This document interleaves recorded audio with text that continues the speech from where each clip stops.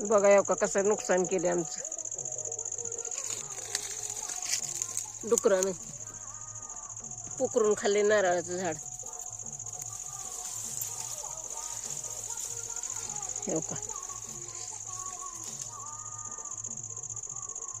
इथलं पान काढले खाल्ले.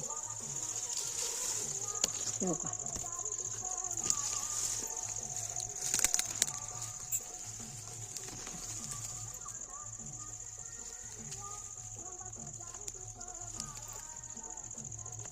काय करावं ह्याला असं करायल्यावर तर वाळून जाते झाड.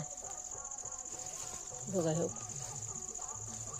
काहीतरी ह्याला सांगा उपाय असला तर कमेंटमध्ये.